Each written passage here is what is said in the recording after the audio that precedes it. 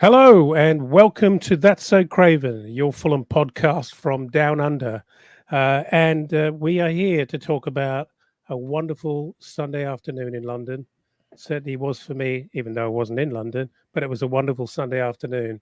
And with Fulham back to winning ways, our first win in 4 matches, our first win away against West Ham in 23 years, believe it or not, and our first league double against West Ham in 56 years. 1966, the last time we beat West Ham twice in the league. How about that for stats? And the last person you thought would be rolling it out as well. But what a great day out. Always great to see Fulham return to winning ways. And, our, well, I can't wait to introduce a very full house here. We've got Skibby, a man on the ground, and a man at the match. Good evening, Skibby, or good afternoon. Yeah, hi, welcome. Oh, well, I'm glad to be here. I don't know why I said welcome, but yeah. You No, can say it's good to be out in London at the London Stadium yesterday, and just from the first minute to the last, it was just absolute buzzing, and it's just nice to actually go on a away day and actually feel good about it. So, now looking forward to unpack it. Absolutely. And we've also got Dave at Crave. David, how are you? Whoops, have we lost him? Dave? Whoops. Dave is stagnant. Yeah, sorry. I feel like Dave. my internet's a little bit choppy, so you might find I drop out. I'm actually at my mum's today, so yeah, just looking after the. I've got the baby round with his nana, so yeah. But unfortunately, my signal's dropping in and out. But I had to log in because just so happy with how things went yesterday for Fulham. As you all know, I actually made a bit of a bad prediction of the game. I thought that given our recent performances away from home, we might not do the business. And God, felt so good to be wrong. Felt really good to be wrong. It was a great afternoon, and yeah, it seems as though that curse that Sammy put on us all when he rubbed my head before the Nottingham Forest game is well and truly lifted, and the world is back to normal. And yeah, Fulham are now. Have started to perform. So yeah, really excited to be here, and can't wait to get into it.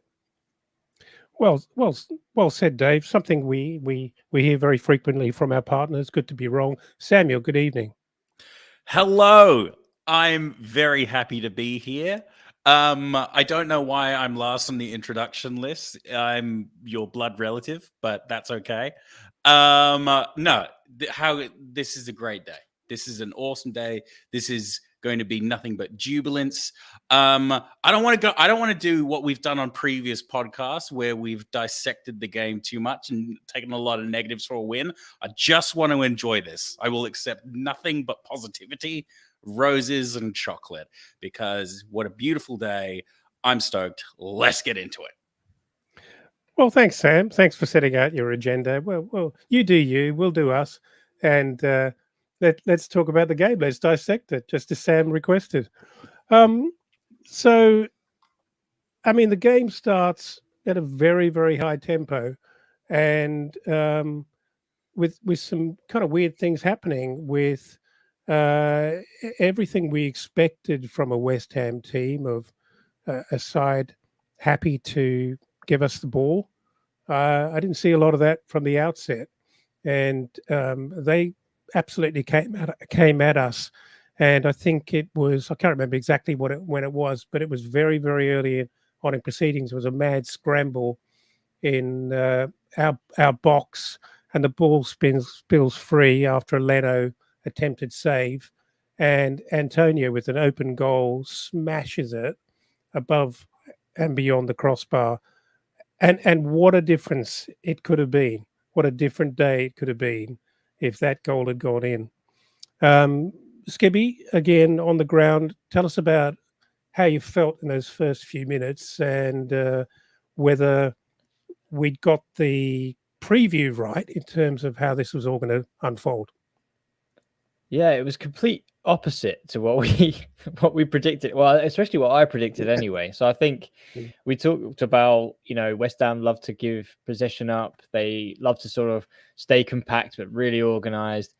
And we just didn't see that. And I think it comes down to sort of their lineup where, they were missing Bowen. They obviously have their one eye on the fixture on Thursday, and obviously recovery from the game that they just played against Leverkusen. And for them to start Antonio and Ings, for me, it was always going to be Antonio or Ings. And I just couldn't believe they started both. And I was even speaking to my West Ham friends and thinking, who's playing where? And they couldn't even tell me. They thought maybe Ings in the number 10, but then I was seeing actually in game that Antonio was sort of further back. It was just all very confusing. But for me, I predicted Tom Cairney to start. Lukic then was in the fold, and I didn't know how I felt about that. But then I did sort of think back to Tottenham and how he sort of got one over on Maddison, and maybe he was given the same job against Paqueta. And I think we'll go into a bit that later on in the game, but that for me is what we saw. But yeah, West Ham straight out of the trap. I think really early on in sort of the 5th to sort of 7th minute mark, long ball over the top, as you mentioned. And I think Robinson gets caught short and Soufal goes through on goal. Great brave save by Leno, but falls exactly to Antonio, who on the pitch, I guess, is probably one of the people you want to fall it to, because he's finishing and his composure is not exactly what he's known for. He's known for bullying and sprinting, but not so much his composure. And fortunately for us, it was a massive let-off, but he blazed it over the bar. But from that moment, it seemed to be a very open game that we could have been about 2-0 down at this point.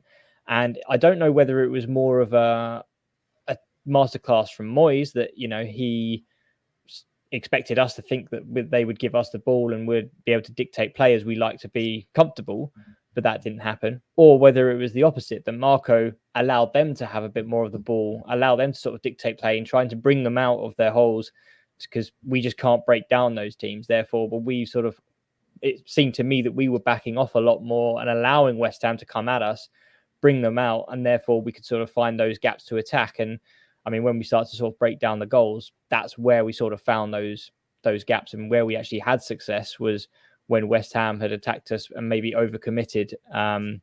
But it was a very surprising start. But fortunately for us, come the sort of 10-minute mark, we managed to sort of get the first goal, which is amazing from a Fulham point of view, because we're not very good at coming back from 1-0 down, which it could have easily been very early on. Mm-hmm. Yeah, both Dave and Sam, either of you happy to jump in here. We talked about it on the preview. We discussed the possible lineup, and we discussed that, in possession or in a game where we were likely to enjoy a lot of possession, we felt that Tom Cairney would be a great starter in the midfield. I wonder, in switching it up and possibly just trying something completely different, whether, Silva's actually picked Lukic instead of Cairney and actually given them the ball and said, okay, do something. Firstly, what did you think, Sam, with Tom Cairney not being started and Lukic given another opportunity? Okay. So I've actually watched this game twice now, because I kind of got a little bit wrapped up in the hysteria when I was watching it, and I wasn't really, when you're just enjoying a game, you don't really kind of like really break down the tactical nuance, or at least I don't. I just get swept up in it and just get swept up in loving Andreas Pereira. I'm really good at that. But Lukic is always one for me, which I actually think is really, really interesting. And I feel like I've kind of worked him out upon doing a second watch, because during the first watch, didn't really notice him that much because I was mainly just watching the ball, as you do. But what I think Lukic actually does not get enough credit for, and maybe I might be reaching here because I did do a concerted effort to actually watch what he was doing. He is really good at annoying everybody else, and particularly drawing players in and almost kind of creating lots of examples where you think that he's going to be the one to go for the ball, or just to kind of like put unnecessary stress on defenders. And then that just allows players like Polina and Pereira to actually do stuff with the ball. I think he's actually so underappreciated at doing that. And I actually think, in hindsight, I probably would have gone for Kenny in this game. But I do think Lukic was the right decision. And I'm still holding out for people to see what I see in Lukic. But he's just one of those players that you see a lot more of him when you're not watching the ball as much. I might be reaching, but I actually really appreciated Lukic in this game. Come on, Sam. You're still holding out for people to see the world the way you see the world. Yeah, and you know what? I don't expect them to, but that's what I'm bringing to the table here. Dave, how did you feel? You're a big Tom Kenny fan. How did you feel about Tom Kenny missing out on an opportunity? We, as you say, we spoke about it in the pod leading up to the game, and that was the one area that we identified was most likely for there to be a change in that centre mid alongside Polina. I think because we all expected to have a lot of possession, and I felt that we needed to be brave with our performance. Tom Kearney was the right move, but we also said we understood the argument for Lukic.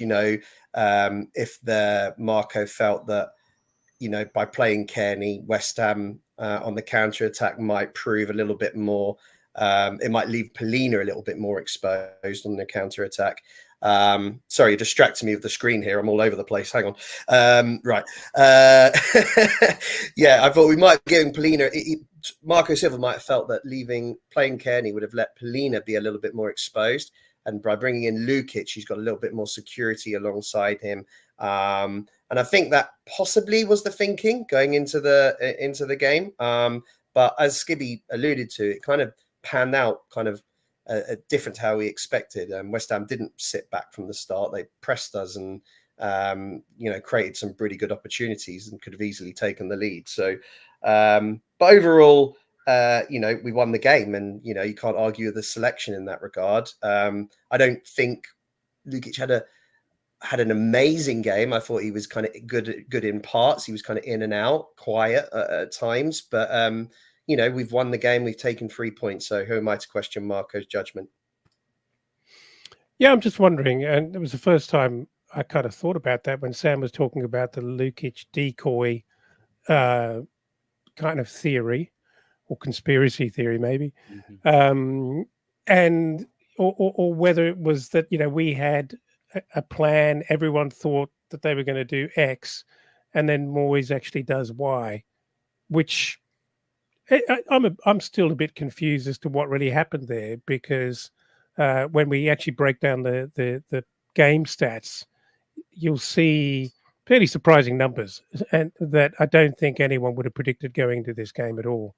And I'm not sure whether Marco engineered that or whether it was Moyes who actually created that. But who knows? In any sense, I think, it was fast and furious for those first few minutes. And they had some pretty good opportunities. And I'm not going to say we were lucky, because I thought we were very, very good as well. And we were very, very attacking and incredibly positive.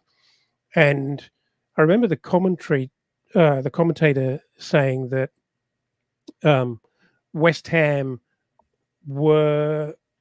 have a very good record of going 1-0 down and then actually getting something out of the game. And I think it was something like, I think he mentioned that West Ham had collected 19 points up to that game so far in the season after conceding the first goal, which is pretty astonishing, really. I mean, obviously they're not all wins. There must be a few draws in that, but still, I think a Fulham team would be delighted to have that kind of record.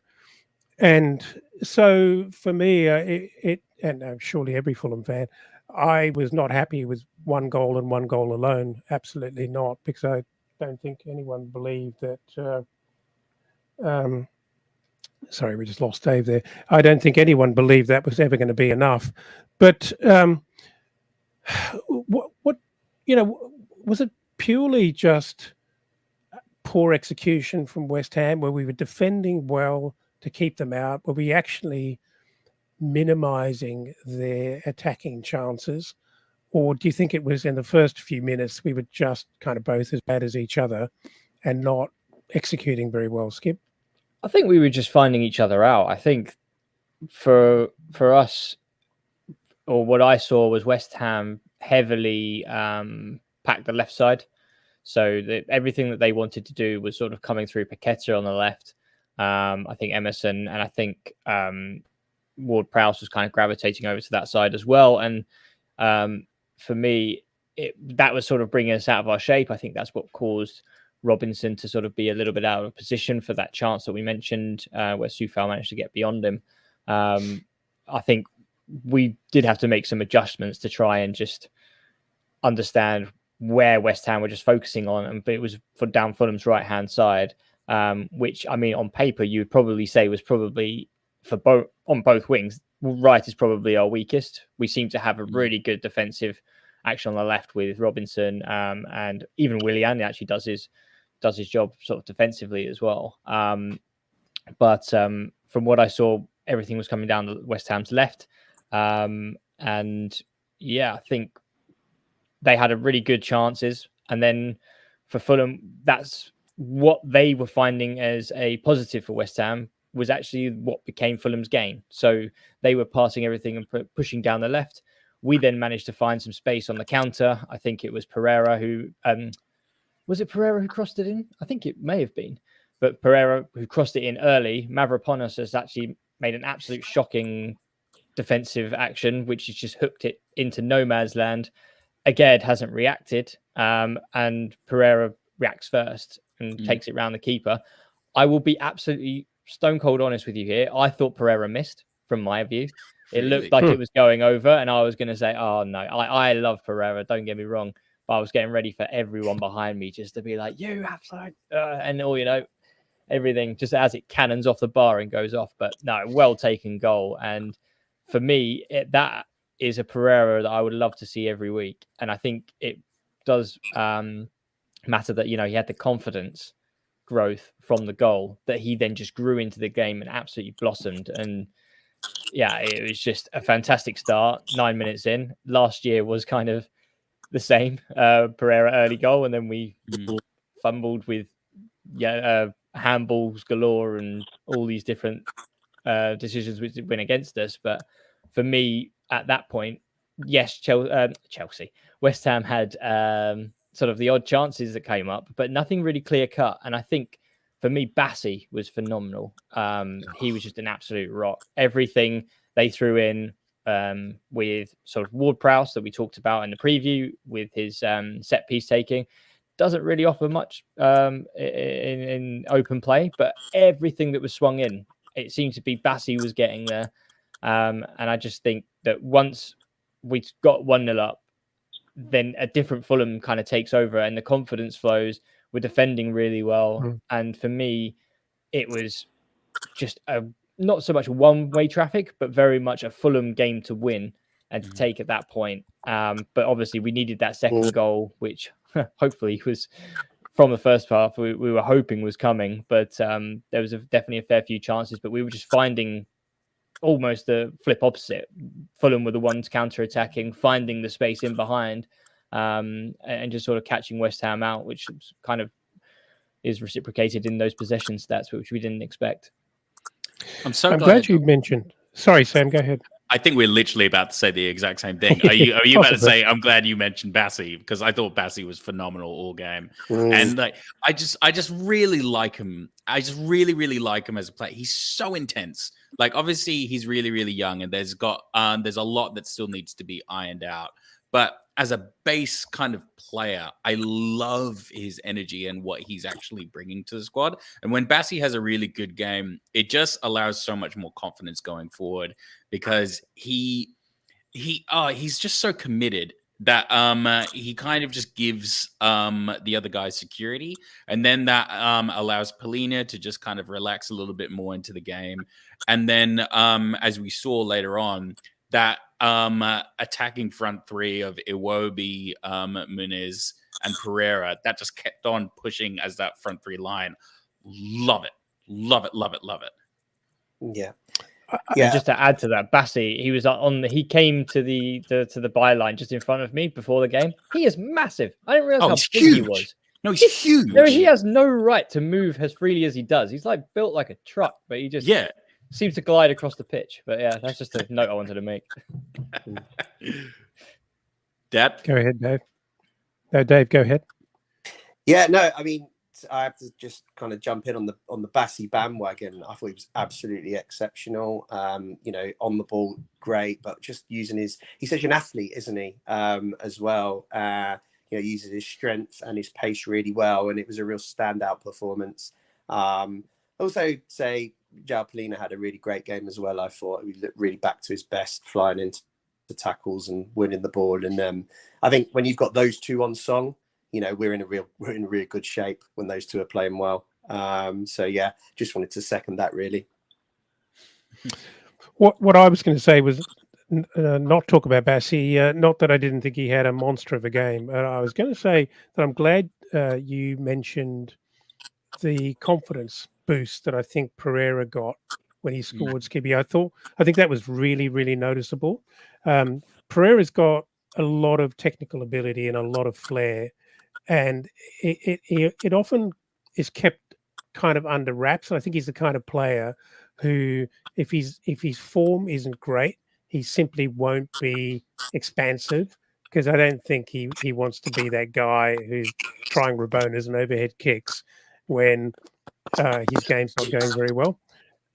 But to me, it's very, very noticeable that as soon as he's playing really well, possibly scoring, which we haven't seen a lot of this season, he changes up another level.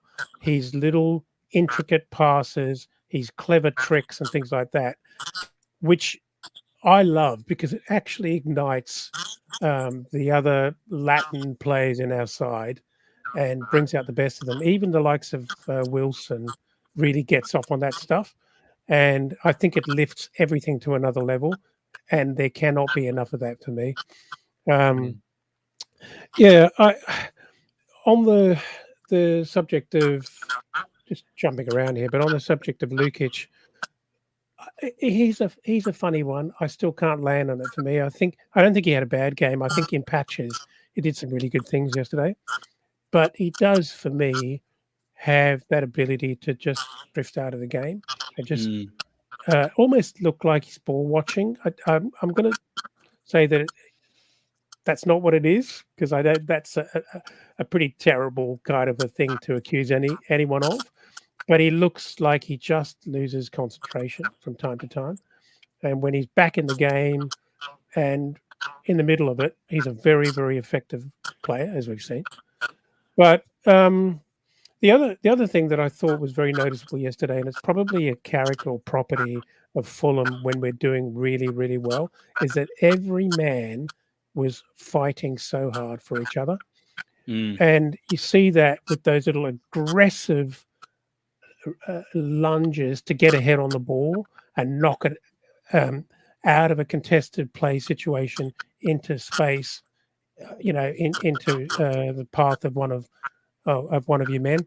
We were doing that so many times, and that stuff is just unbeatable when you've got a side doing that all the time, because it's not just 50-50. It's like two men arriving to help each other and one's reaching over the top to get an aggressive head on it. Just those little things make such a big difference. And I thought in the first half particularly, I thought we were really, really good at that.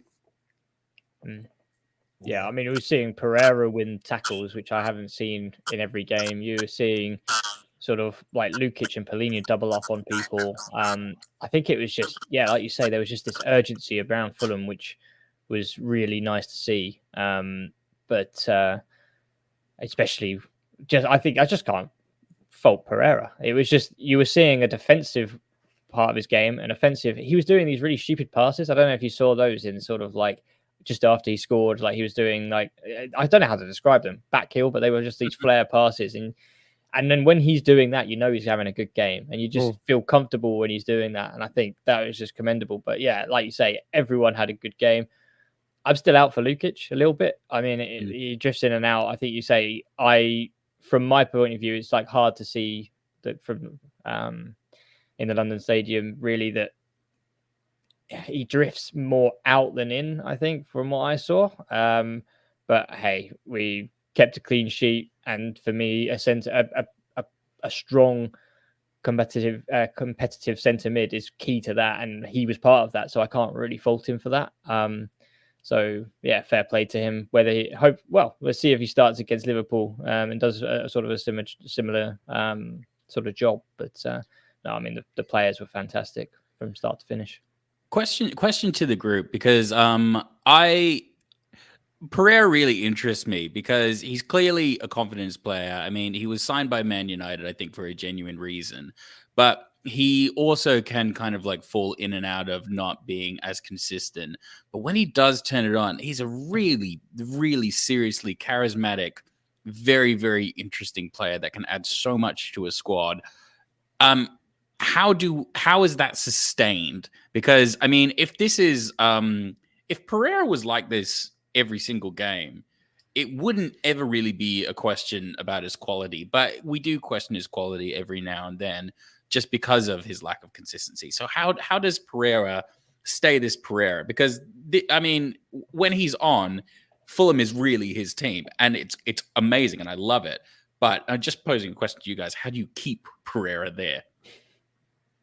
It's a really good question, because I think that I don't know if you saw Marco Silva's comments on Pereira after the game, where he mentioned that he'd asked him to make sure that he's never falls behind the West Ham midfield. He's always ahead of them so that he can back Mooney's up and, get those runs into the box. And he said, we're constantly working with him on this.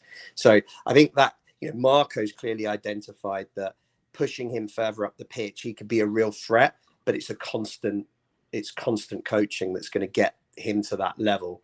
And hopefully he takes a lot of confidence out how the game went for him on Sunday. And hopefully that means that his kind of contribution towards goals, which hasn't been particularly bad this season, so actually I think he's got our most assists, is that right? But I think the frustration is that, there's been games where he hasn't really provided, good opportunities for players or taken his chances. I don't see him as a natural finisher by any means.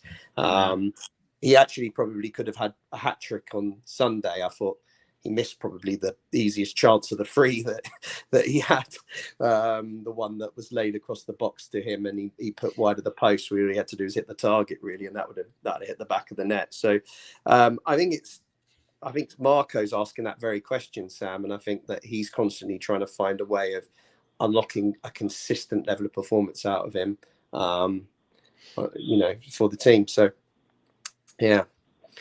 I think the goal celebration shows how much faith Marco has in Pereira, and kind of the kind of sort of love that Pereira needs to be able to be playing at that kind of level. I think we've seen it a lot in Fulham in past years. Like Bobby Zamora comes to mind. Like if you're against him, he will hate you and just not perform. But as soon as you start singing any kind of songs or getting behind him, then he becomes suddenly a 15 to 20 goal a season striker, which is just unbelievable. So the talent is there. And I think the same with Pereira. It's just like, if he has a bad game and people start to get on his back a little bit, then he will start to sort of shy away and make mistakes or just do the simple things. But I think you just saw, as soon as the ball hit the back of the net for the first goal, he had a massive smile on his face and he pointed towards the bench and ran straight to Marco Silva, and they both shared an embrace. And like that, for me, is just sort of almost like a fatherly thing, where I think he's just one of those players which needs the arm around him and to sort of keep him going. And I think for him, coming off the back of a game, scoring 2 goals and being man of the match, and especially in a game where you're playing against your kind of rival number 10 for international spot, and you've come out with a glowing report, whereas Paqueta not so much. He didn't really do much, seemed to lose his head at the end, could have got red card, but it was just great for him to see. Hopefully the international manager sees that, and I think that's got to have something that plays on his mind where, I've just had a really great game. everyone's singing my name right at the end of the game. I think Boa Morte dragged sort of Pereira towards the fans, and everyone was singing and chanting for Pereira, which I think is just exactly what he needs. And I'm hoping that does give him the fuel and light the fire underneath him that gets him, even only with 5 games left, that he can carry on this form that he's picked up in this game and carry it forward. But I think hopefully that will allow us to sort of see a much more successful and a much more adventurous Pereira, rather than just sort of the coaster that we've seen in the sort of the past few weeks. Yeah. If you think about that first goal, the build-up was a beautiful ball from Iwobi, actually targeting Muniz, and Mavropanos actually intercepts, hooks the ball out of the middle of the air, and he hooks it into the path of Pereira arriving perfectly on cue, and maybe having put that away very calm. Well, he did a great job of rounding the keeper, putting it away, but maybe his joy in celebrating that goal was that is what Silva has been pushing him to do, to actually be right up there and arriving in the box and supporting Muniz, and particularly in a situation where Muniz was really closely marked by a couple all day, which I'd like to talk about as well. But that was possibly exactly the sort of stuff they've been working on, and it came off. And you can always tell when something they've been working on comes off. It's a good feeling, and everyone knows what's just happened. And I'm sure that was a moment of great joy and satisfaction, really, for the team there. Let's talk about Muniz. Didn't get a goal yesterday. Almost did 45 seconds into the second half, which would have been a worldie of a back healer. I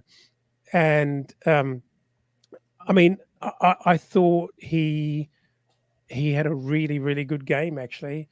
He didn't score, but geez, he looked every bit the classic centre forward.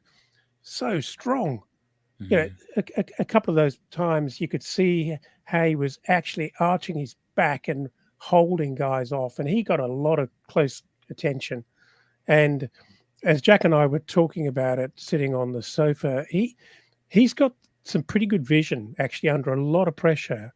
And even if those passes and layoffs don't come off, they're always very well intended. His vision is absolutely spot on. And he's improving so much with that play, and he deserved a goal yesterday. But I thought he had a really good game. Guys, what do you think?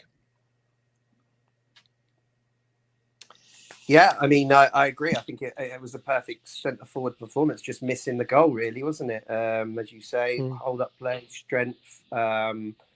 Constant nuisance in the West Ham defence, gave Agard a really hard time.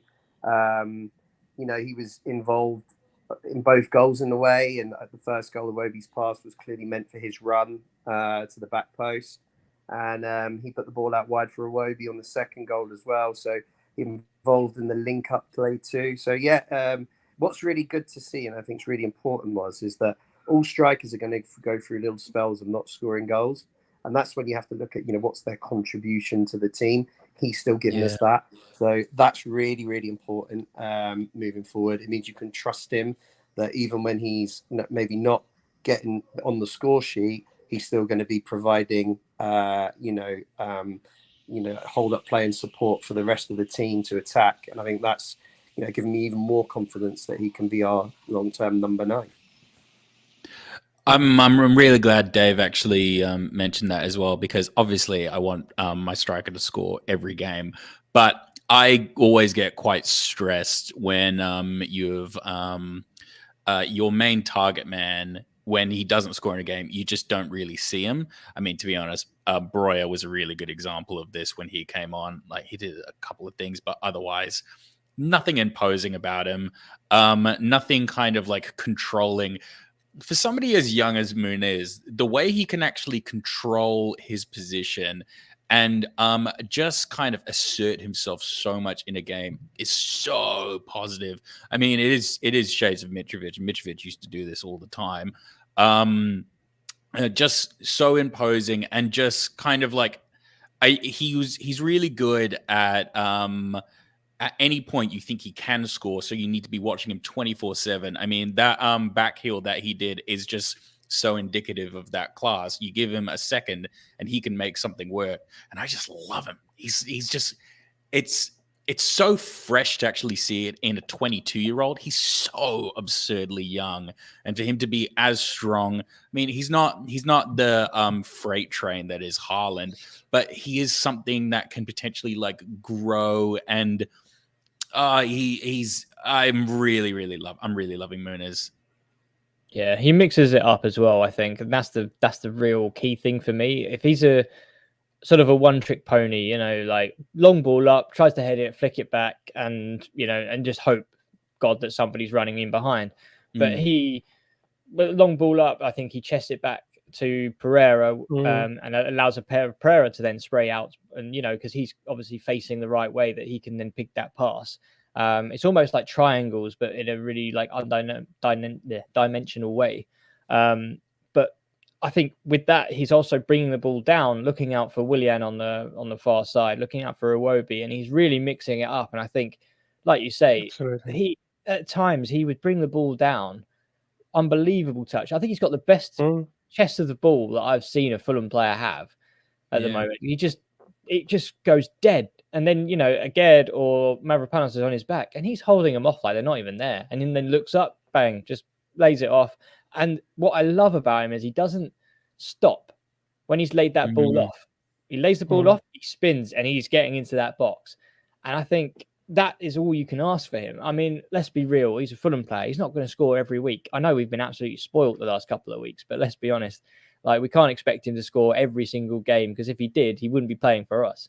Yeah. But, at this point, he's doing everything right for me, which is getting amongst it, fighting for the ball, bringing it in, bringing others into play, and just wanting to get into the box and wanting to score. And I mean, the chance we talked about, which definitely was a half chance of, the back heel, but he had two defenders there, but neither of them could clear the ball because of his presence and just the fact that he was just being there, roughing him up. And that's all you can really ask for him. And I like the fact that we're not depending on Mitrovic anymore just for all of those goals. I think we're now bringing in a lot more players. We've just come away from a 2-0 win where our striker didn't score, and Iwobi should have had a goal, and potentially Willian should have shot more, I think. But, a lot more people are getting amongst the goals. And I think that's very, very key to Rodrigo Muniz and his just number 9 play, which is at the moment is scarily good and getting better and better by each game. Yeah, I definitely agree with that. As you say, sure, we'd love him to keep scoring, but what is very impressive is that his all-round play seems to be improving week in, week out. And I think there's a lot of that's confidence, because I think he's no longer a secret. People notice him and know him now. Yeah. And I think, I actually think that actually builds quite a lot of confidence. When you know that you've been marked as a key player, it makes you feel good. I think your chest swells a lot because you know that someone's going to do a job on you, and if 2 players want to come, fine, let's take them out of the game and give my mates more space to score goals. Guys, let's talk about possession, because I think there's some pretty interesting stats in all of this, and no doubt people have probably got around these general numbers already, but some quite surprising numbers here. Possession, 58% to West Ham, 42% to Fulham. Who would have called that? 549 passes West Ham, 412 passes Fulham. I would have not expected those numbers. And we talked about that a little bit earlier, but it's very, very interesting to see this. 15 shots on goal for West Ham, 18 to Fulham. 4 shots on target West Ham, 10 shots on target Fulham. Sounds about right. 8 corners to West Ham and only 3 to Fulham. Interesting. 6 fouls West Ham, 13 fouls Fulham. Let's talk more generally about our defence. As we said, Bassi had a barnstorming game. I thought it's interesting that I thought Castagna appeared to be quite quiet. He didn't have a massive standout game, but he was pretty effective. And his work rate was, as always. How do we think Tosin played? How do we think Anthony Robinson fared? Tosin for me was okay. He made a few kind of he just wasn't that composed. I think that's the best way to put it. There was a couple of times where, Bassi was very much, it's a stark contrast. Bassi was very much someone who would get a foot on the ball, look for a player, try and use it. Whereas Tosin was very much sort of lamping it. It was going sort of higher than it was longer. And there was a couple of instances where those, and you're just thinking, oh, Jesus Christ, Tosin, like just put your foot on it or just try and look for a man or something. But there was just very much like a very contrast display of one player here wants to be, or apparently is being thought of by a lot of the top clubs at the moment, whereas Bassi is sort of going under the radar, which is quite nice. But yeah, I think Tosin, he was steady, but he wasn't as good as Bassi. And for me, if you were to sort of suggest about swapping him for Diop, I still wouldn't be against the idea. He seems to have good. It's just okay. I think that's the best way to put it. It's just I'd be more worried about losing Bassi for a few games for an injury or suspension rather than Tosin. But he was okay, and I thought Jedi was probably not as impactful as he normally is in terms of getting down the byline and sort of getting those balls in. But maybe that's a commitment to West Ham and having him sort of locked down by sort of Kudus. Is just a very, very good player. I mean, I'm not going to sugarcoat that. He's just unbelievable good player. So for Robinson had a lot of defensive work on his hands there. But yeah, I'd say that Jedi, I would say very steady, very consistent. But Tosin for me was just very okay, I suppose. Tosin for me is really interesting because, I think he's good. I think he thinks he is a little bit more transcendent than I think he actually probably is. I think out of the backline of Castagna, Tosin, Bassi, and Robinson, I would say probably Tosin is probably the easiest to replace. I mean, right off the top of my head, I'm thinking of Joachim Andersen filled that spot just as good, if not potentially even slightly better. I mean, Diop last season basically completely took Tosin out. So I do think if Tosin does want to leave, I think we could actually fill that spot. It's kind of similar to the conversation we were having the other day about Reed. If the only reason you're in the squad is because if somebody else drops out, then yeah. And I think we could actually invest in somebody potentially better because Tosin, I think he pairs really, really well with Bassi, but I think that's actually more of a testament to Bassi than it actually is Tosin. And maybe that might be a little bit unfair, but I think Bassi just needs somebody stable. He doesn't necessarily need somebody to be excellent.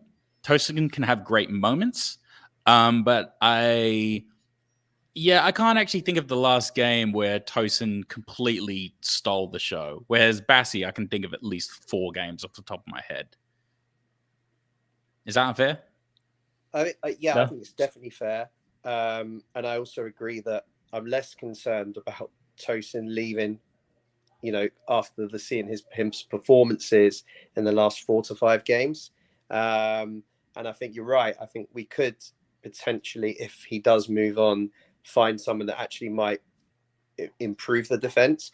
I just think next to Bassi, someone, a bit more experienced, could be, that might be a more an ideal partnership. But yeah, look, Tosin had an ordinary game. I think there was still another couple of occasions where he gave the ball away. And, it's very frustrating. It's kind of how we play, and it's the risk to how we play when we're trying to build from the back. But it feels like every week now, Tosin's, got 1 or 2 stray balls in him that leads to an attack from the opposition. And that's, we're not seeing that from Bassi on the other side. So hence why he's standing out a lot more. You say Robinson had an ordinary game as well. I wouldn't say he was at his best, but and he did get caught out a little bit by Kufal on that first attack of West Ham's where he got in behind. But Robinson's been amazing this year, and warrants his starting place in the team absolutely. And as Elton alluded to, Castagnier had a kind of steady game too. So yeah, Tosin at the moment is looking like the weakest link there, and he's the one out of contract. So I think, as Skivvy was saying, I'd much rather it's Tosin being out of contract than Bassi at the moment. I think Bassi's probably what we should be building around, moving into next season. But interestingly enough, I can read a tweet that I found very funny, which was around when Tosin was linked to, I think, Man United. And a Man United fan said, Tosin Adarabioyo is one of the most underrated centre-backs in the Premier League. He's been carrying the Fulham defence all season, and getting him on such a good deal would be so good for a Premier League proven centre-back. I reckon this guy has never watched a Fulham game in his life. 45 mil. Fucking pay it. Carrying on the fence. Give me a break. One man that I think is actually flown under the radar, talking about defence, is I think Bert Leno has actually had a bit of a tough run with the fans. He's been a little bit prone to a couple of not mistakes, but slightly below what we've come to expect from Bert Leno. I thought he had a pretty good game yesterday, actually. I thought he made a couple of pretty good saves. And as it always is with goalkeepers and wicketkeepers, you don't notice them when they're doing a great job. But, it's very easy to be critical when the glaring mistakes come through. But I actually thought he had a pretty good game yesterday. And lest we forget, he is a very, very key man to this defence. And, a clean sheet is never as simple as a great goalkeeper, because it starts with the midfield and it starts with everyone defending. And as you guys already pointed out, Pellegrini had a good game. When Pellegrini has a good game, that's a massive leg up for our defence. They're getting proper shielding. And yeah, I just thought it was worth mentioning that whilst not standout, arguably Fabianski made more critical saves than Leno did yesterday. But I thought he had a pretty good game. And if before the haters get on to Leno and start suggesting that he's not, or we could do better, you got to be kidding me. And that's hark back to all of last season and much of this season, where the guy's been absolutely outstanding. So yeah, best in the league if fantasy's anything to go by. So well, okay, look, if we're all because I was about to not say anything because I just have a bit of a bias. I just really like Bert Leno, but genuinely, you can obviously kind of lean on the obvious and be like, well, who would you rather, Leno or Rodak? But let's be a little bit more nuanced here. He is so crucial to just allowing everybody to play more confidently. I don't even necessarily think he's error prone. I think if anything, for the last couple of games, maybe the defense has let him down just from various errors. And I'm always quite reluctant to actually blame a goalkeeper. And I think when you blame a goalkeeper, it has to be quite obvious. I mean, if you think of Fabio and Rodak over the past couple of seasons, they've had good games, but they always kind of make you a little bit uneasy in certain periods. Bert Leno's bad game is better than Rodak's average game, in my opinion. Yeah. And that's no all question. the conversation. No question. Yeah, and that's all the conversation needs to be. It's like, what is your base level? I can handle a bad game, but what is your base level? And his base level is very, very high. And I love him for that. And I really won't have anybody talking smack about him. I mean, if you saw the Brighton goal against Burnley, that's a goalkeeper error. For those who haven't seen it, goalkeeper just lets a back pass under his foot and goes in. So yeah, that, I mean, as long as Burns not doing that, then I think we're in pretty good hands by the looks of things.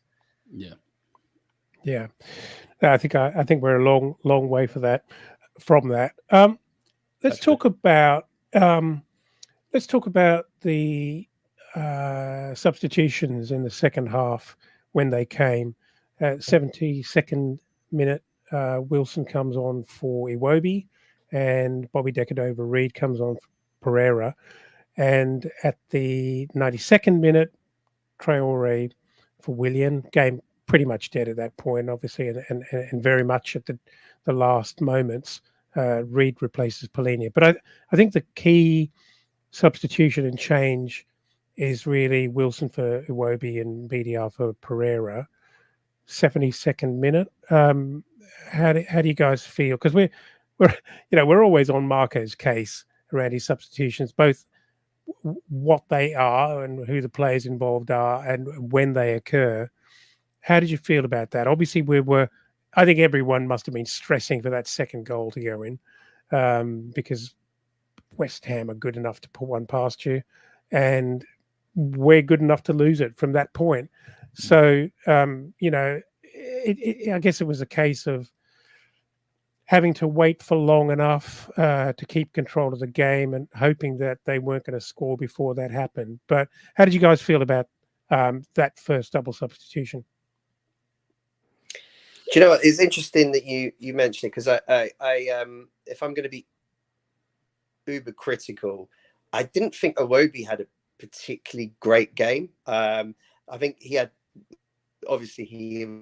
was involved in both goals, and I think hopefully that gives him confidence, because I don't think we've seen the same player since the international break. I think his form's kind of dropped a little bit. So I'm just really hoping he takes a bit of confidence now from those assists and being back involved in, goal contributions. So yeah, I wasn't surprised to see him kind of come off for Wilson. I was more surprised to see Pereira come off. It's just so strange that, I think there's been, big periods this season where everyone's kind of questioned, everyone's kind of questioned Pereira and, his place in the team, but he's played 90 minutes every week regardless.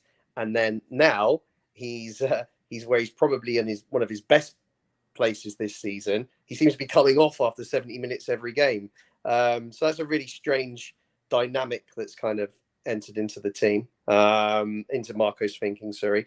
And that was the one, having said that, Bobby came on and was quite industrious, and as you know, we 2-0 up at the time. It was a case of holding the game out, and there was a few stoppages towards the end that stopped West Ham from getting any momentum. But I thought my take was, I wasn't surprised with Iwobi, but more surprised with Pereira, I think. Skibby? Yeah, so I think I've been quite public around my criticism of Marco's subs, especially against Newcastle. So I think it's kind of like a hallelujah moment. I'm hoping anyway. It looks like he learned from Newcastle, where if you don't take away your complete core team all at the same time, then suddenly you actually still have a hold on the game. So he left Willian on, who for me is still one of our most impactful players in terms of skill and just calmness on the ball. He left Lukic alone. So he left Lukic and Polinia. So you still had that core middle, and he changed sort of the wing and then the number 10. And for me, that doesn't impact us defensively. We've got, a number 10 who's now working with Muniz, but you've also got the winger in Wilson, who, again, if he's still taking a bit of struggle to get back into the game, then obviously Lukic will be there to sort of bail him out, which I think I saw a couple of times towards the end of the game. But I think Wilson actually did much better coming on.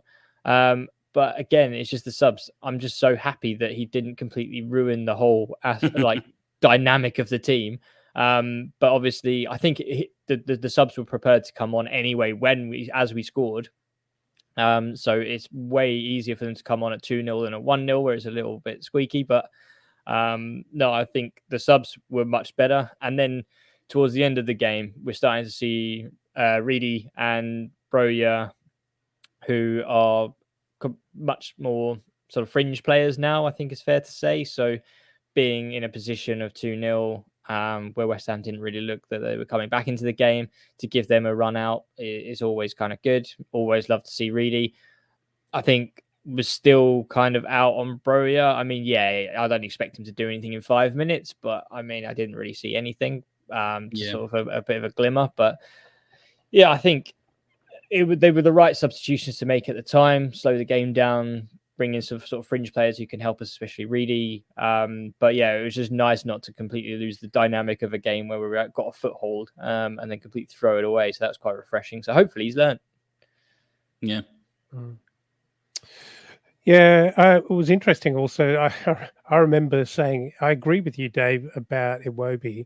And it's interesting when you actually break it down, because Iwobi was very instrumental in a lot of those breaks forward, and he was good.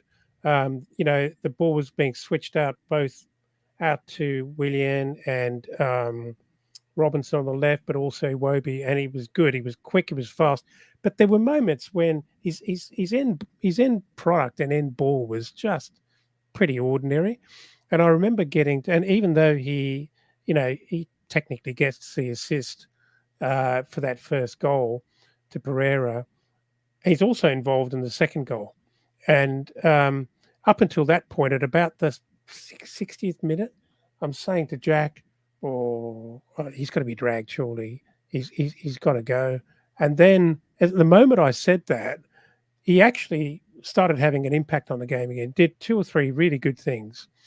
And then he actually provides the assist, I think, to Pereira, and then gets dragged, which is quite amusing. But I also agree with you, Skibby, that they were smart changes because they didn't fracture our core and leave us vulnerable defensively.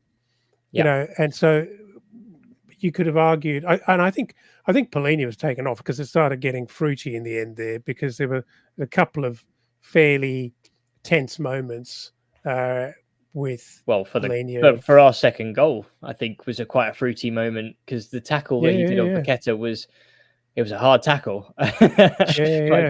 Paqueta felt it, but we broke away. But I thought he'd like gone over the ball or something, because it just looked so unorthodox the way he went in. But that was it's just Polini, isn't it? But all in all, I think we're in agreement that those substitutions work pretty well, right? I mean, for the game at that moment, managing the game, having just scored, I think we all are in agreement that went pretty well.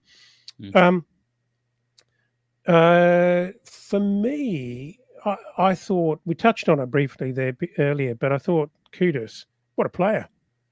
Must do. Jeez, wouldn't we love one of him? He's handy, isn't he? Tricky, quick, skillful. And interesting. I thought Paqueta was. He's obviously talented, but I thought he was really wasteful and just kind of did too many attempts at doing kind of stupid, cute things, like little clever lobs over the top of people and things like that. We just think, mate, just play. You're talented enough. Just play the ball, and those pieces of genius will come out. But they needed more from a guy like that, in my view. He was quite wasteful. I guess it would be remiss of us not to mention George Earthy and his introduction, age 19, in the 82nd minute, and he looked pretty talented actually, and he looked like he absolutely belonged. And then of course copped a very unfortunate and pretty nasty injury. I initially thought that it was one of our players. So who did I. actually hit him. Yeah.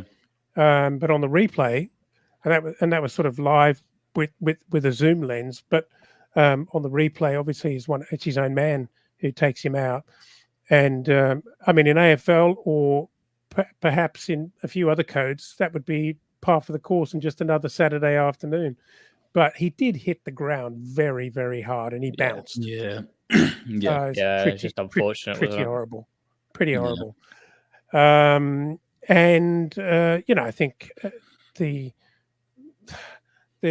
commentary, as we were discussing earlier on our WhatsApp chat, look, the commentary, the direction of the camera work was all pretty respectful. And there was a very, very long break in proceedings of nearly 10 minutes, I think, while they rightfully took great precautions in making sure that he was okay and then removing him from the ground. But obviously there's been some fruity chat around social media and wherever else about Fulham's behaviour being less than respectful while he was on the ground. Skibby, you were in the ground, and I know we had a conversation on our WhatsApp chat. Interestingly, watching it on TV, often, certainly the away support, which is always much smaller, you can't always hear the away support very well. The only one you can always very clearly hear is "Come on, Fulham! Come on, Fulham!" That you can always hear, even if there's 1,000 people at an away day, you can always hear that very clearly. But obviously, there was some suggestion that the Fulham following fans were not respectful of the situation. What's your take on that, Skibby? You were in the ground. I mean, I didn't see any kind of disrespect towards the player, the situation. I think it's much easier for people to say on TV that, there's not respectful because, you're seeing every kind of camera angle. From what we saw, and we are very far away, it was the other end of the pitch. We saw a player get clattered. We saw people get rushed on. Just think a standard head injury. But I think nobody made any kind of comments towards the player that I heard. Nobody made any kind of derogatory chants towards him. But what did happen was when there was a break in play, I think there was, approaching the 90th minute, there was floods of West Ham fans leaving the ground. Therefore, Fulham fans started singing, "Is there a fire drill? And we can see you sneaking out." Very kind of standard stuff. But I think there may be just an element of, they saw Fulham fans chanting and sort of dancing. Therefore, we're making light of the situation, which was not the case at all. And I think we also all clapped. So all 3,000 Fulham fans were on their feet when George got taken off on the stretcher and clapped him off the pitch, which I think was fine. So I personally didn't see anything distasteful from Fulham. And we're not that sort of club anyway, so I wouldn't expect to sort of hear anything. So it was quite weird to sort of get home and then read suddenly flooded with, Fulham are this, Fulham are that. And I was thinking, hang on a second, we weren't there. Or people who were telling me that this was disgusting weren't even there. And you're like, well, I don't know what and then on top of that, there's also elements on Twitter where you would normally get, the Fulham are disgusting for this, and here's the video. I've searched for it. I can't see what everyone's kind of linking to, and I want to see it from that perspective to see if there is anything that seems wrong. But from Fulham's perspective, it may have just been a mistimed time to start a chant where we saw people leaving, but it was kind of more around what's happening around us, having a bit of a laugh at that, but nothing to do with the actual situation on the pitch. So, and I guess to add to that, I actually play football with someone who is friends with cousins of George Earthy, and he says that he's just a minor concussion. He's okay, and he should be sort of back training within a week or so. So, which is really good to hear, considering how sort of serious it seemed. But and glad that he's on the mend. But no, from my perspective, there wasn't actually anything sort of distasteful from Fulham. It may have just been something completely out of context, and that's it, really. And I think it's a non-starter as a story. Well, Yeah, thanks for that. Appreciate that, and I'm sure a lot of fans who weren't at the game would appreciate your wrap of that, Skibby. Um, just to be clear, no one in the commentary team suggested that Fulham fans were behaving disrespectfully. I think that has come from various sectors of media of the social type. Dave, on your dodgy stream, was there any commentary in Albanian or Uzbekistani suggesting otherwise? No. We might have had the same stream. I don't know, the same commentary, because they didn't mention anything, during that break. Look, I think that I can understand why there would be some West Ham fans that would point out that why are the away fans singing when there's a player down injured here, could be a serious injury. But, as Gibby said, it's unclear really what's going on from the away end in the match when you don't have the benefit of the TV screens and everything else. And I think there's also a case of mood as well around the stadium, where you've got an away team who's winning 2-0, jubilant, and then you've got a home team who are very kind of grumpy and frustrated. There's different moods there and people expressing their emotions in different ways. So I just put it down to that, really. I agree with Skibby. I think it's a non-starter. We clearly are. We're a club that do care about things like that, and we've had situations like that more actually with fans in our stands than players on the pitch. But I think if you go back to the Sheffield United at home game this year when Chris Basham went down, and the way the Fulham fans reacted and the way our players reacted to that shows what kind of club we are. And I think it's just a case of some frustrated West Ham fans who weren't having a very good afternoon, looking for something else to moan about personally. But I'm really glad to hear from Skibby that the players going to be okay, because that's the most important thing here. Everything else is just noise. Yeah, I'm glad you mentioned that, Dave, because genuinely it's just about whether Earthy's fine, and it seems like they are. And to be honest, I could care less what everybody else thinks as long as the player's fine. That's the main thing. Yeah, well, yeah, you're right, Sam, and I'm just sort of trying to decide whether I make a final comment, because yours was a pretty good one to wrap that up. But honestly, if you're losing 2-0 and you're walking out the ground and the opposition fans start chanting at you and jeering at you, what are you going to expect? And for them to sort of turn that round and suggest that we had a bad kind of spirit towards the guy lying potentially badly injured is a bit of a long bow, really. Guys, yeah, thanks very much for tidying that up. I'm sure that would be of interest to a lot of people, and I think people, Fulham fans, would like to know that we are the club we say we are. So thanks very much, Skibby, for your insights and your wrap on that. As I said, guys, I think we could probably wrap it up here. To everyone who's listening and everyone following on the live stream, thanks once again for your ears and for listening so diligently, and for your questions and your comments. Please always like and subscribe and follow us wherever you can. It helps tremendously, and we're always very, very grateful. So I'm going to wrap it up at this point. Sam, thank you for being here. Thank you very much. Thank you very much. I'm here whenever I can be. But genuinely, it's really, really lovely to just talk about a win and talk about positive things and just enjoy a conversation and just relish in good. Liverpool next. Anyway, thanks for having me. Yeah, thanks, Sam. Skibby, thanks again for all your insights. Appreciate you bringing your away day experiences into the room today. No worries at all. And yeah, it was really kind of uplifting until Sam mentioned Liverpool, and then my heart sank a little bit. But also some wholesome content to finish by myself. Apparently, when Muniz was subbed yesterday, he just stood off the bench staring at the away fans as they all sang his song and was just watching and just taking it all in. So God, I love that Nice. man. So more goals from him, please, against Liverpool. And yeah, look forward to the next one. He's so romantic. He's literally he's everything but just doing poetry on the sideline. Finally, but certainly not lastly, thank you very much, Dave, for joining us today.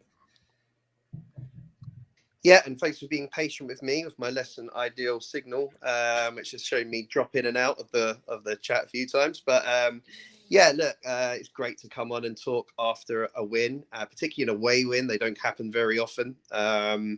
But look, I'm hoping the next away win is just as enjoyable, because the next away game is Brentford. And I did notice, just a last point to that Polina can't miss that game now through a 15-game yellow card ban, because he's only on 12 yellows. So unless he's sent off, he'll be playing in that game, and that's one game I'm really looking forward to now towards the end of the year. So hopefully we're having a similar positive conversation after that one in a few weeks' time.